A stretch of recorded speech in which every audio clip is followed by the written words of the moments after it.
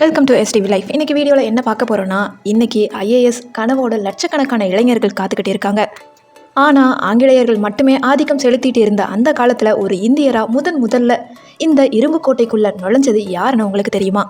அவர்தான் சத்யேந்திரநாத் தாகூர். அவரோட வியக்க வைக்கும் கதையைத்தான் இந்த வீடியோவில் நம்ம பார்க்க போகிறோம். அதுக்கு முன்னாடி நம்மளோட சேனலை ஃபர்ஸ்ட் டைம் விசிட் பண்ணுறீங்கன்னா இந்த வீடியோக்கு ஒரு லைக் போட்டு மறக்காமல் சப்ஸ்கிரைப் பண்ணிக்கோங்க. வாங்க வீடியோக்குள்ளே போகலாம். 1860களில் இந்திய சிவில் சர்வீஸ் தேர்வுங்கிறது இந்தியர்களுக்கு ஒரு எட்டாக்கணியாகவே இருந்துச்சு. ஏன்னா தேர்வு நடக்கிற இடம் லண்டன். அது மட்டும் இல்லாமல் பாடத்திட்டம் முழுக்க ஐரோப்பிய கலாச்சாரத்தை சார்ந்து தான் இருக்கும். இந்த சவால்களை எல்லாம் உடைக்க முடிவு பண்ணார் நம்ம ரவீந்திரநாத் தாகூரோட அண்ணன் சத்யேந்திரநாத் தாகூர். 1863 வருஷம் லண்டன் போன அவர் அங்கே இருந்த கடுமையான போட்டியையும் தாண்டி சிவில் சர்வீஸ் தேர்வில் வெற்றி பெற்றார். இதன் மூலமாக இந்தியாவின் முதல் IAS அதிகாரி அப்படிங்கிற வரலாற்று சாதனையை படைச்சார்.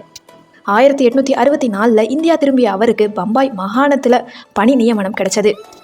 அவருக்கு வெறும் அதிகாரி மட்டும் கிடையாது, பெண்கள் முன்னேற்றத்திற்காகவும் சமூக சீர்திருத்தத்திற்காகவும் குரல் கொடுத்தவர். குறிப்பாக பெண்களுக்கு கல்வி கிடைக்கணும், அவங்க பொது இடங்களுக்கு வரணும்னு ரொம்பவே பாடுபட்டார். பல புத்தகங்களையும் பாடல்களையும் எழுதியிருக்காரு.